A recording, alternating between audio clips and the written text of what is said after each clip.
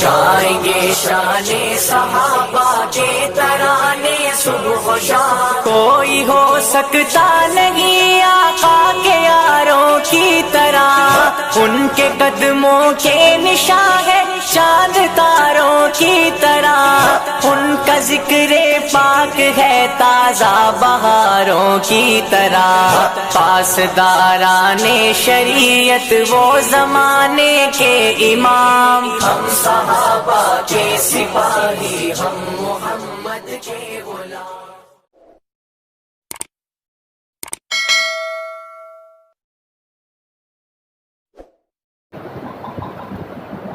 بسم الله الرحمن الرحيم الحمد لله وكفى وسلام على عباده الذين اصطفى أما بعد أعوذ بالله من الشيطان الرجيم بسم الله الرحمن الرحيم الذين آمنوا ولم يلبسوا إيمانهم بظلم أولئك لهم الأمن وهم مهتدون وقال النبي صلى الله تبارك وتعالى عليه وسلم خيار من أمتي من دعا إلى الله وحبب عباده إليه اور كما قال عليه الصلاة والسلام۔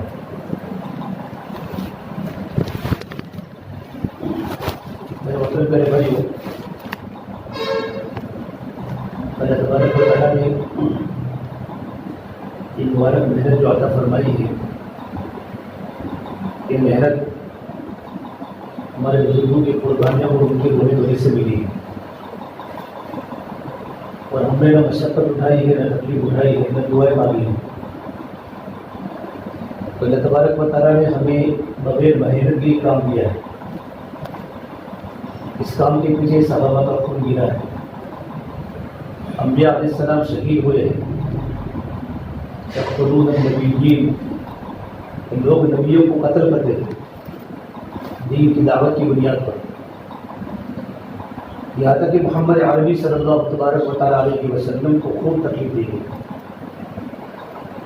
اور آپ نے کہا لقد اوذیت فی سبیل اللہ ولم یؤذ احد، جتنی مجھے اللہ کے راستے میں تکلیف دی گئی اتنی کسی کو نہیں دی گئی، لقد بخلت فی سبیل اللہ ولم یخف احد، اور جتنا مجھے اللہ کے راستے میں ڈرایا گیا اتنا کسی کو نہیں ڈرایا گیا۔ سب سے زیادہ قربانی دینے والے پوری دنیا میں اللہ کے نبی صلی اللہ علیہ وسلم ہے، آپ کی قربانی سب سے اعلیٰ، اور آپ کی عبادت بھی سب سے اعلیٰ، اور آپ کی بندگی بھی سب سے اعلیٰ۔ جو آدمی جتنی قربانی دیتا ہے، جتنی عبادت کرتا ہے، اتنا ہی وہ انسان اللہ سے ڈرتا ہے۔ اس اللہ کے نبی صلی اللہ علیہ وسلم نے دنیا سے جانے کے پہلے اللہ سے دعا کی اور اللہ کے سامنے اپنی غلطی کا اعتراف کیا، اور یوں کہا ما عرفناک حق معرفتک، یہ اللہ تیری معرفت کا جیسا حق تھا ویسے میں نے تیری معرفت کو حاصل نہیں کیا، تجھے نہیں پہچانا۔ ما عبدناک حق عبادتک، اور تیری عبادت کا جو حق تھا ویسی عبادت میں نے نہیں کی۔ حالانکہ آپ صلی اللہ علیہ وسلم کی عبادت کے بارے میں عائشہ فرماتی ہے، آپ کی بیوی اتنی لمبی لمبی نمازیں پڑھتے تھے کہ پیروں پر برم آتا تھا، حتیٰ تبرت قدمہ، کہ آپ کے پیروں پر برم، ہم 20 رکعت پڑھتے پیروں پر برم نہیں آتے۔ اور ایک نبی میں 40 انسانوں کی طاقت ہوتی ہے، نبی میں 40 انسانوں کی طاقت ہوتی ہے، اتنے بڑے نبی صلی اللہ تبارک و تعالیٰ علیہ وسلم میں 40 لوگوں کی طاقت، پھر اندر کی روحانیت مضبوط، اللہ تبارک و تعالیٰ کی مکمل توجہ نبی کے ساتھ، تو کتنی لمبی لمبی نمازیں پڑھتے ہوں گے کہ آپ کے پیروں پر برم آتے ہوں گے، تب بھی فرماتے ما عبدناک حق عبادت، اللہ تیری عبادت کا حق میں نے ادا نہیں کیا۔ یہ نبی کی شان ہوتی ہے کہ نبی کر کے بھی ڈرتے ہیں۔ یہ متقی کی اور مومن کی علامت ہے کہ مومن کر کے بھی ڈرتا ہے۔ اللہ کے راستے میں اتنی ساری قربان دینے کے بعد بھی صحابہ ڈرتے تھے۔ ایک تابعی فرماتے ہیں کہ میں نے ملاقات کی 120 صحابہ سے، میں نے 120 صحابہ کی ملاقات کی۔ ابن ابی ملیکہ تابعی فرماتے ہیں کہ میں نے لقد ادرکت 30 من اصحاب النبی صلی اللہ علیہ وسلم، میں نے 30 صحابہ کی ملاقات کی، 30 صحابہ۔ میں نے ہر ایک صحابی کو اپنے اوپر نفاق کا خوف پایا کہ یہ منافق تو نہیں ہے، عربی دین کے بارے میں اللہ کے نبی نے جنت کی بشارت دی. اللہ نے قرآن کریم میں ان کی رضا کا پروانہ بھیجا, رضی اللہ عنہم ورضوا عنہ, کہ اللہ پاک ان سے راضی ہیں اور وہ اللہ سے راضی ہیں. جن کو ہزاروں بار قرآن کریم کے ذریعے پر اللہ کے نبی کی زبان مبارک سے جنت کی بشارتیں مل چکی ہیں. میرے نبی نے کہا الصحابۃ کلھم عدول, کہ تمام کے تمام صحابہ عدل پر ہیں, لیکن تب بھی اپنے اوپر نفاق کا ڈر تھا.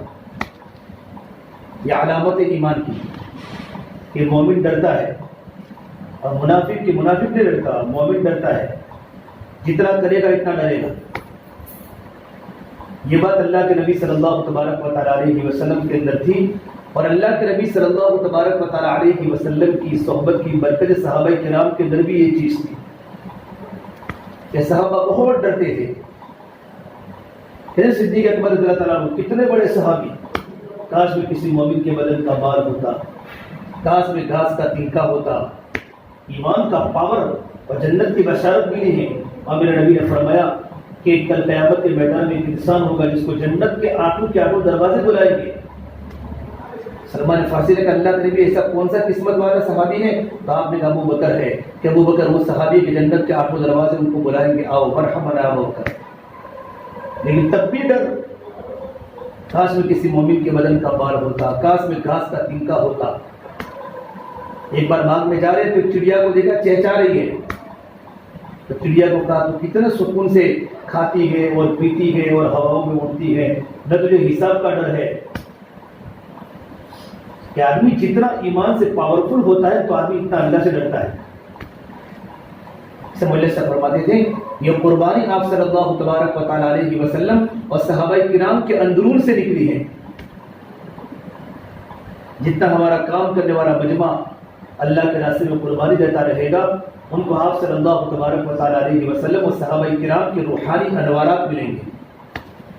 روحانی انوارات ملیں گے, یہ بہت بڑی طاقت ہے.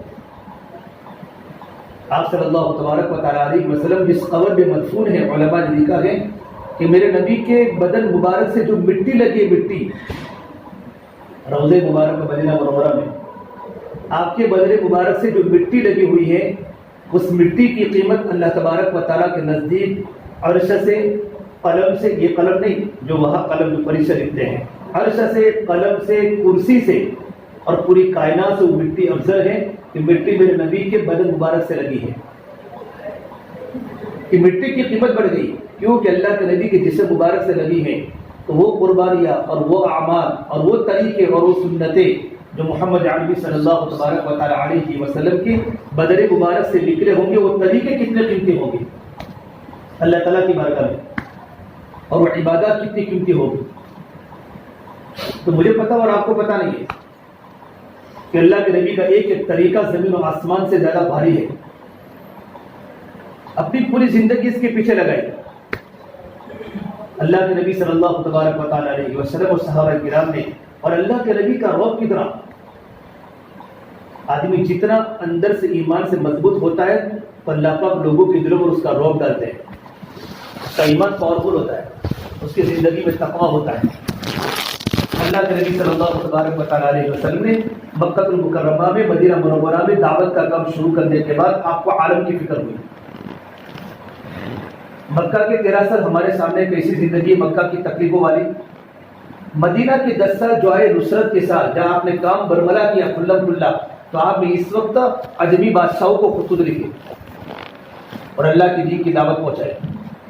کہ دائی اپنی ذات کا نہیں ہوتا, دائی ہمیشہ پورے عالم کا ہوتا ہے. پورے عالم کا, اس کی نگاہ پورے عالم پر ہوتی ہے, اپنے محلے سے لے کر اور اپنے گھر سے لے کر پورے عالم تک کی نیت ہوتی ہے. کیونکہ اللہ کے نبی عالمی ہے تو فکریں بھی آپ کی عالمی ہیں اور یہ امت بھی عالمی ہے کہ دنیا کا ہر باشندہ اللہ کو راضی کرنے والا بن جائے, اس کی زندگی میں ہدایت آ جائے.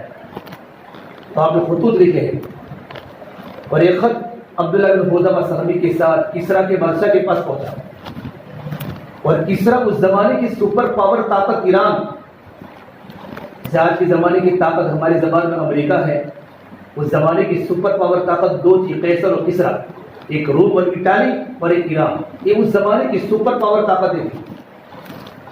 تو آپ نے کسرا کے بادشاہ کو خط لکھا،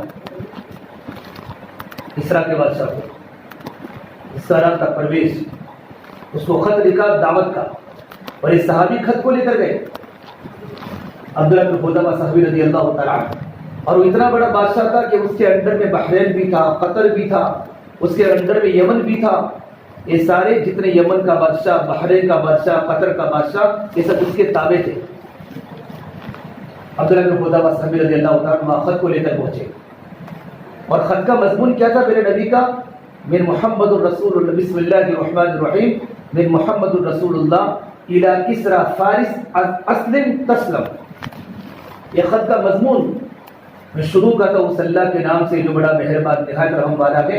یہ خط محمد عربی صلی اللہ تبارک و تعالیٰ علیہ وسلم کی طرف سے فارس کے بادشاہ کسرا کے نام، اسلام قبول کر لو صحیح سلامت رہو گے۔ یہ خط کا مضمون، جس کا ترجمہ میں نے کیا۔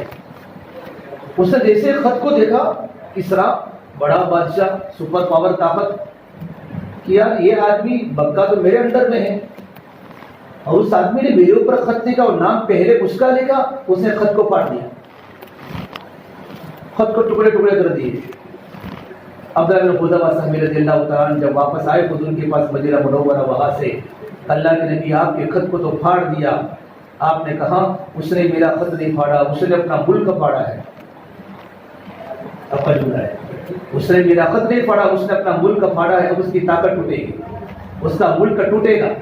اور اس کو اتنا غصہ آیا کہ اس نے یمن کے بادشاہ بادان کو کہا کہ جلدی دو تیرے طاقتور آدمی کو بھیج اور محمد رسول اللہ کو پکڑ کے میرے سامنے حاضر کرے۔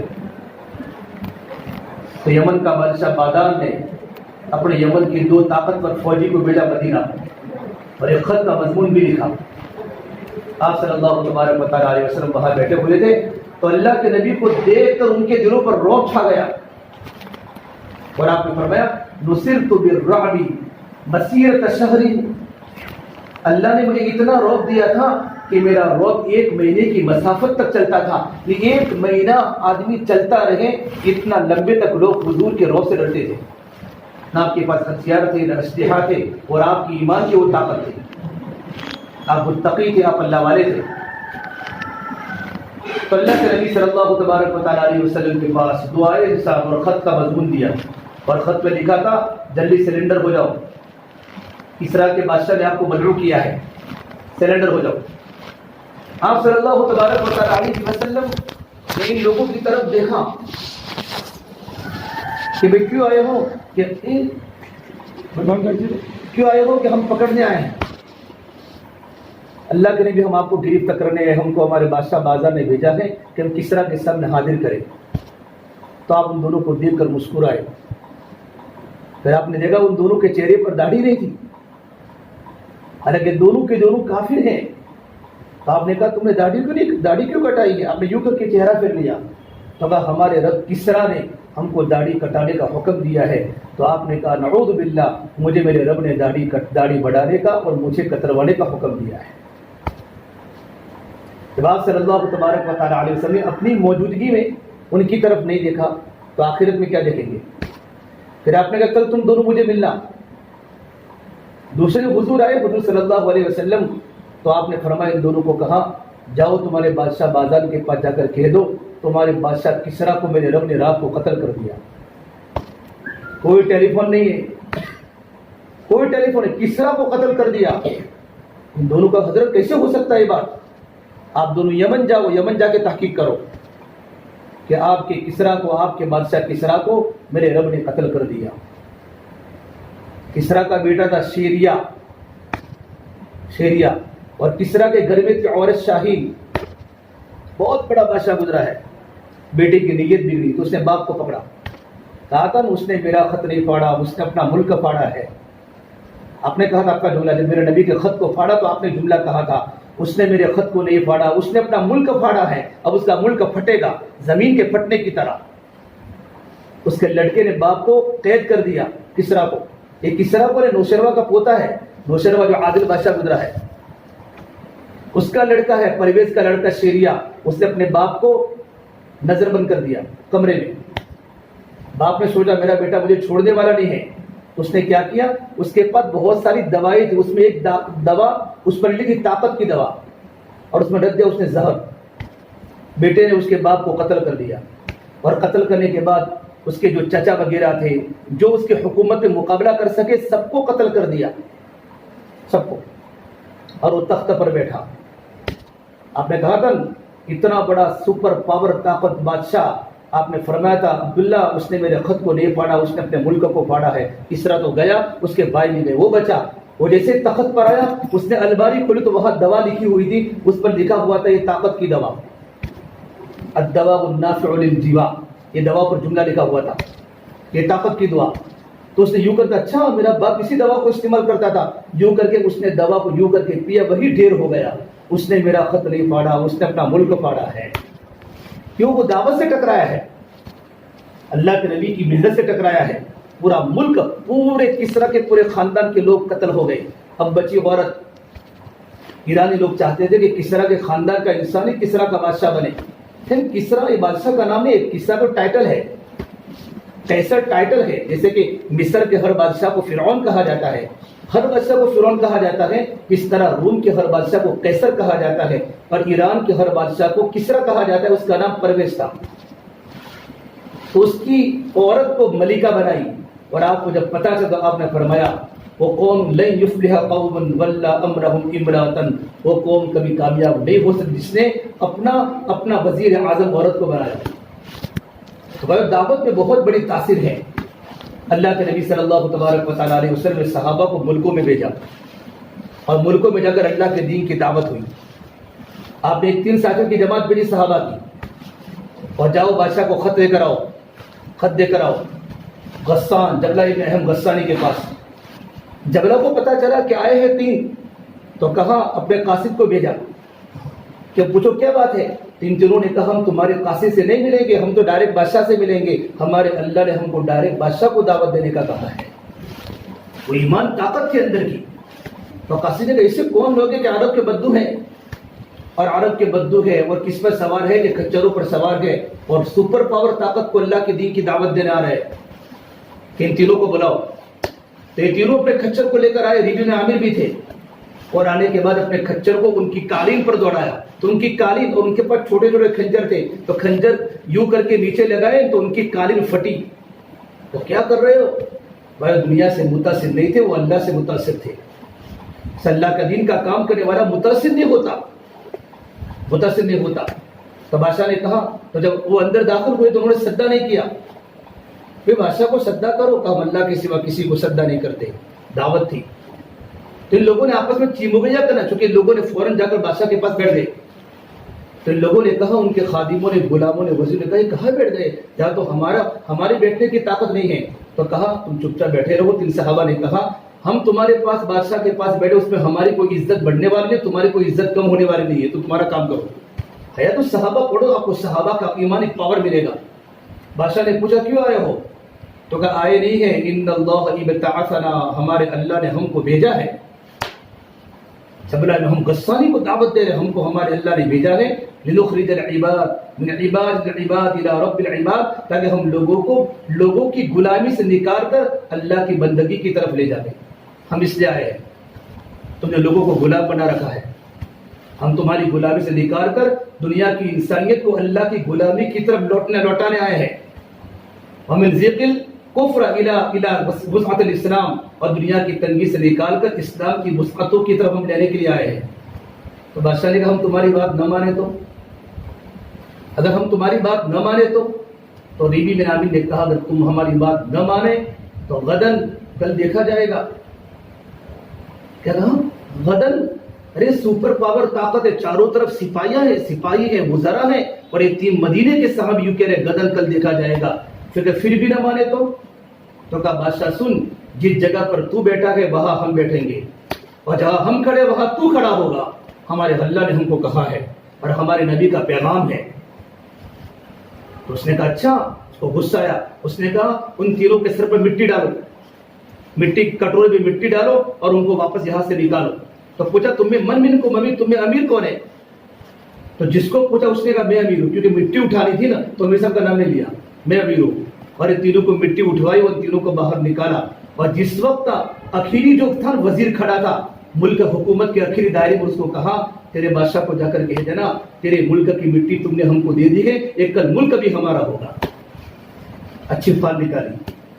जब ये कहा तो वो तो लरस गया, दौड़ता दौड़ता पहुंचा, बादशाह सलामत, उसने ये कहा है कि तुम्हारे बादशाह ने मिट्टी हमको इस मुल्क की दे दी है, कल ये मुल्क भी हमारा होगा।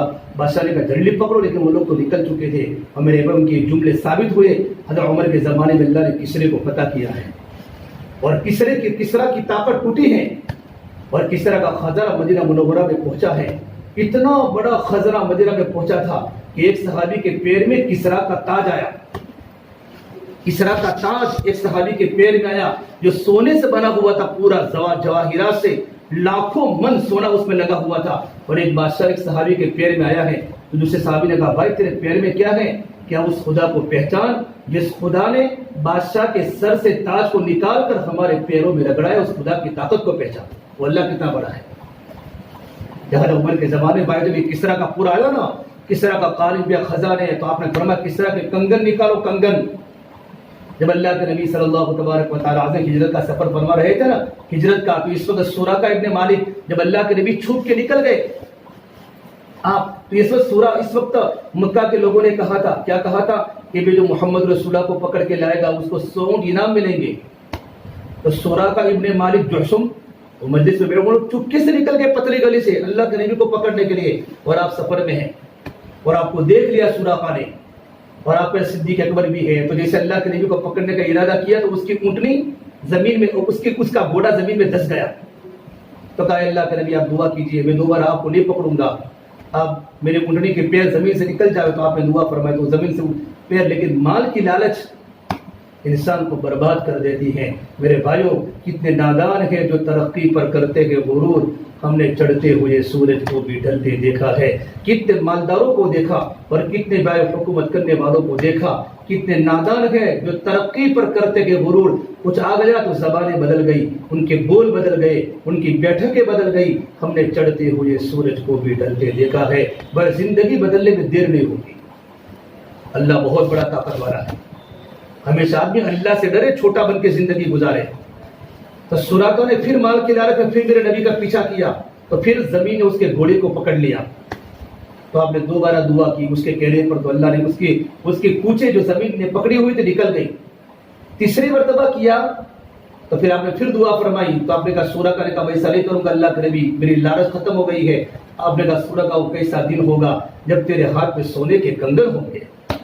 सुराका मुशरिक है और अब इस वक्त आपके पास कुछ भी नहीं है, आप मदीना मुनव्वरा हिजरत करके जा रहे हैं और आपने आगे की बशारत सुनाई, सुराका वो कैसा दिन होगा जब तेरे हाथ में सोने के कंगन होंगे।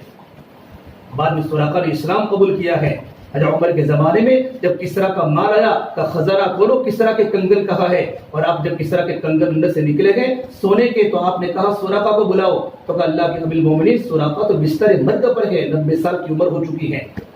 कहा उनको मस्जिद में, उनकी चारपाई के साथ मस्जिद में लाओ, और उनको मस्जिद में लाया गया और उनके दोनों हाथों में कंगन पहनाए गए। और आपने फरमाया सुराका वो दिन याद है, मेरा नबी ने फरमाया सुराका वो कैसा दिन होगा जब तेरे हाथ में सोने के कंगन होंगे। मेरे भाई दीन बड़ा ताकतवर है। ये दुनिया की निगाहों में लालच से मत देखो, ये दुनिया तो धोखेबाज है। मुझे और आपको अल्लाह ने ईमान से इज्जत दी है। हज़रत उमर रज़ी अल्लाह तआला कितने बड़े सहाबी हैं, कितने बड़े सहाबी हैं कि जिस गली में उमर चलते उस गली में शैतान चलने की ताकत नहीं थी। इतना बड़ा, लेकिन जिंदगी कैसी कि जिंदगी सादा थी, डांड पर सोते थे। लोगों ने देखा है उमर की जिंदगी को कि अपने सर के नीचे ईंट को रखकर सो जाया करते थे। इतना बड़ा बादशाह अमीरुल मोमिनीन है, पूरा अरब का सरदार है, लेकिन जिंदगी बिल्कुल सादा थी। फजर की नमाज मस्जिद में पढ़ा रहे हैं और अबू लुलू मजूसी ने फजर की नमाज में खंजर मारा था उमर को 12 साल खिलाफत के बाद, और फजर की नमाज में तड़प के जमीन पर गिरे हैं। अब्दुर्रहमान फजर की नमाज को मुकम्मल करो। सहाबा को पता नहीं कि कोई इतनी ध्यान के साथ नमाज पढ़ रहे थे। उन्होंने बताया कि नमाज में आवाज बदल गई, लेकिन हमें पता नहीं था नमाज कौन पढ़ा रहा है। साहब को पहले सबके सहाबा ने अबू लुलू का पीछा किया और उसको पकड़ने का इरादा किया, उसने आत्महत्या कर ली। अच्छा उमर को घर पर लाए, घर पर लाने के बाद दूध पिलाया तो दूध पीने के बाद उनके आंतों से बाहर आ गया। तो फरमाया मेरे बेटे अब्दुल्ला को बुलाओ, और उनके बेटे अब्दुल्ला को बुलाने के बाद कहा अब्दुल्ला मौत ने मुझे दस्तक दे दी है। موت کا بلاوا میرے گھر پر آ چکا ہے، میرے بیٹے عائشہ کو جا کر کہو کہ ابی المومنین عمر اللہ کے نبی صلی اللہ تبارک و تعالی علیہ وسلم و صدیق اکبر کے پاس سونے کا ارادہ رکھتے ہیں۔ عبداللہ بن عمر وہاں سے گئے اور کہا بیٹا ابی المومنین مت بولنا عمر بولنا، عمر اب میں ابی المومنین نہیں ہوں، عمر ہوں۔ حضرت عائشہ کے پاس گئے، حضرت عائشہ اپنے کمرے میں چارپائی پر بیٹھی بیٹھی رو رہی تھی دوپٹہ لگا کر۔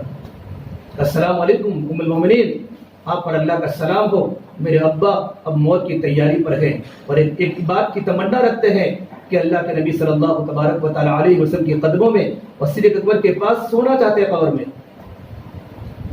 عائشہ نے فرمایا ارادہ تو میرا ہی تھا کہ میں اپنے ابا کے پاس سو جاؤں گی، لیکن رضا عمر اگر ارادہ رکھتے ہیں تو وہ زیادہ حقدار ہے۔ واپس آنے کے بعد کا ابا خوشخبری ہو، آپ کو وہاں سونے کی اجازت مل چکی ہے انتقال کے بعد۔ کہا بیٹا ہو سکتا ہے شرم میں کہا ہو، موت کے بعد میرے جنازے کو وہاں دوبارہ رکھنا، دوبارہ اجازت دینا۔ پھر عمر دیر تک روتے رہے۔ علی بن مرتضیٰ قریب میں ہے، حسن بن علی قریب میں ہے، پوچھا ابی المومنین کیا آپ موت سے ڈرتے ہیں؟ هل تخاف من الموت؟ کہ اللہ انا اخاف من الموت، میں موت سے نہیں ڈرتا ہوں، میں تو موت کے بعد کی زندگی ڈرتا ہوں کہ موت کے بعد میرا کیا ہوگا۔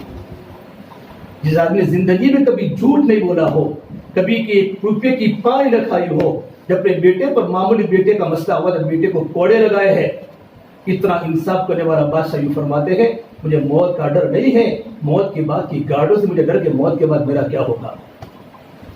حضرت نے فرمایا گھبراؤ نہیں، میں بھی اللہ کے سامنے گواہی دوں گا، میرا بیٹا حسن بھی اللہ کے سامنے گواہی دے گا آپ کے بارے میں، کہ تم گواہی دینا میرے بارے میں۔ پھر اس کے بعد کہا بیٹے عبداللہ ادھر آؤ، اور اپنے بیٹے عبداللہ بن عمر کو بلا کر کہا میرے بیٹے میرے سر کو زمین پر رکھ لو، میرے سر کو زمین پر رکھ لو۔ بیٹے نے کہا کیا بات کرتے ابا جی، آپ کے سر کو زمین پر؟ کہ ہاں میرے سر کو زمین پر رکھ لو۔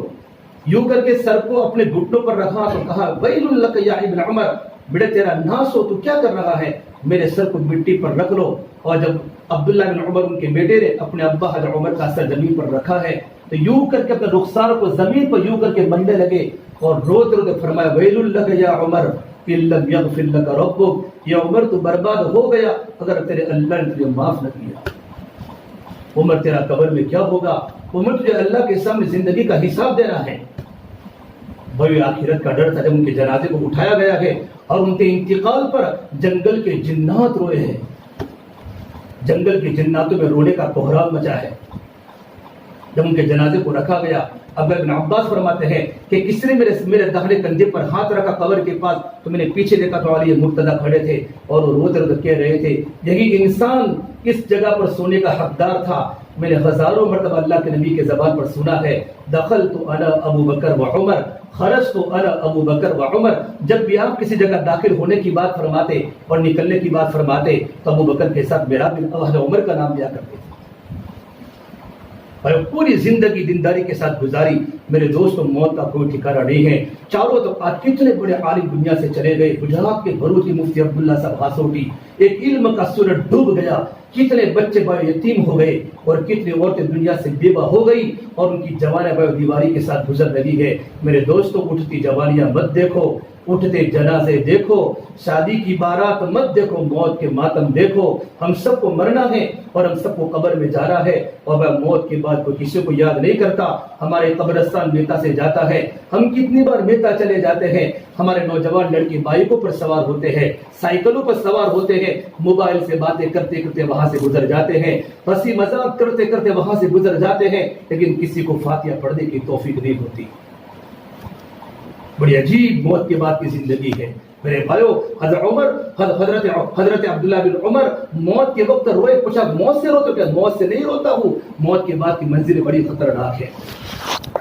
یہ دنیا کے حالات پر انسانوں کو بتا رہے ہیں اپنی زندگی کو بدلنے کی ضرورت ہے۔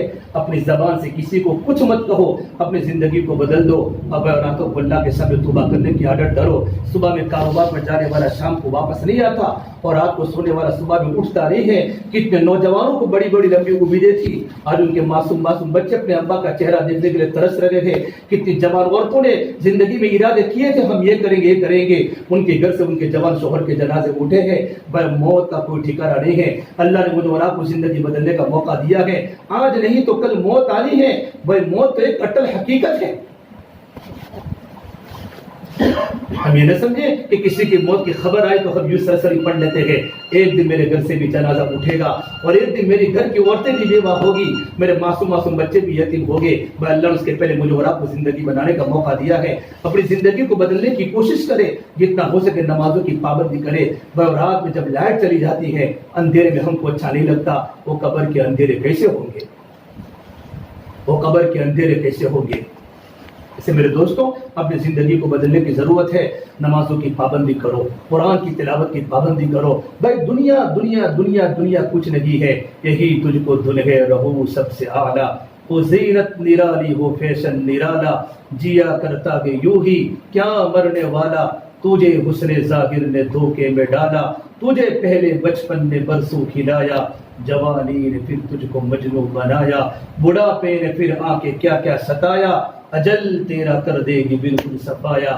جگہ جی لگانے کی دنیا نہیں ہے, یہ عبرت کی جاگے تماشا نہیں ہے. میرے بھائیوں یہاں کے سوکھ تھوڑے ہیں, یہاں کی دکھ زیادہ ہے. یہاں کی مسکراہٹیں کم ہیں, یہاں کی چیخیں زیادہ ہیں. یہاں کا ہنسنا تھوڑا ہے, یہاں کا رونا زیادہ ہے. یہاں کی آبادیاں کم ہیں, یہاں کی ویرانیاں زیادہ ہیں. یہ دنیا دھوکے باز ہے. بھائی ہم دنیا میں کمانے کا نہ نہیں ہے. اللہ نے نام نفع کا ہم پر حکم لگایا ہے, لیکن میرے دوستوں پہلے دینداری کے ساتھ زندگی گزارے, کبھی جھوٹ نہ بولے, زبان سے کبھی کسی کو کچھ نہ کہے. یہ زبان میرے بھائیوں پھول بھی ہے اور یہ زہر بھی ہے اور یہ شہد بھی ہے اور یہ تریاق بھی ہے. جب محبت کے ساتھ چلتی ہے خاندان آباد ہو جاتے ہیں. جب زبان کڑوی بن جاتی ہے خاندان ٹوٹ جاتے ہیں, معاشرہ تتر بتر ہو جاتا ہے, گھروں میں رونے کی آوازیں شروع ہو جاتی ہے. بھائی اللہ نے مجھے اور آپ کو دعوت کی مبارک محنت دی ہے. اس محنت سے لوگوں کی زندگیاں بدلی ہیں. اللہ کا بڑا کرم ہوا, کافی مہینوں سے کام بند ہو چکا تھا. اب بزرگوں کی فکروں پر پھر دوبارہ کام شروع ہو چکا ہے. اب ہر جگہ پر 3 دن کی جماعتیں شروع ہو گئی. الحمدللہ مسجدوں میں گھروں میں گشت ہو رہا ہے. بڑا مبارک مکان جس میں اللہ پاک کی دین کی باتیں ہو رہی ہیں. آج یہاں گشت ہوا, کل وہاں گشت ہوا, بہت سے لوگ گشتوں میں جڑ گئے. اب میرا ارادہ کروں انشاءاللہ جب تک ہماری جسم میں جان ہے ہم انشاءاللہ موت تک دین کا کام کرتے رہیں گے, کرتے رہیں گے انشاءاللہ. تو دیکھو کل بھی ہمارے ماشاءاللہ 3 دن کی جماعت جا رہی ہے, تو اس میں بھی ارادہ کریں اور ارادہ کریں انشاءاللہ ہمارا جنوری کا اجتماع ضرور ہوگا. اللہ حالات کو پلٹ دیں گے. جس طرح ہمارا اجتماع ہر سال جنوری میں ہوتا تھا اس میں ہمارا اجتماع ہوگا. ہم اجتماع ہوگا انشاءاللہ, اللہ حالات کو بدل دے گا. ہم وہاں سے 4 ملوں کی جماعتوں میں جائیں گے, چلے کی جماعتوں میں جائیں گے. ہمارے گھر میں باری باری سب لوگ اللہ کے راستے میں جا رہے ہو, ایک بھائی آ رہا ہو, ایک بھائی جا رہا ہو, ایسے گھروں کی ترتیب بن رہے ہو. ہمارے گھر میں قرآن کی تلاوت ہو رہی ہو, ہمارے گھر میں فضل اعمال کی تعلیم ہو رہی ہو, تو سب اس طرح فکر کریں گے انشاءاللہ. اور ساتھوں خاص ساتھ میں دعاؤں کا بھی اہتمام کریں. اللہ تعالیٰ ہم تمام کی باتوں پر عمل کرنے کی توفیق عطا فرمائے. قرآن کو ہم نے چھوڑ دیا, سنت سے بھی رشتہ توڑ لیا. قرآن کو ہم نے چھوڑ دیا, سنت سے بھی رشتہ توڑ لیا. اسلاف سے نسبت ہم کو نہیں, اس طور سے ہم بے نور ہوئے. اب دین رہا جب ہم میں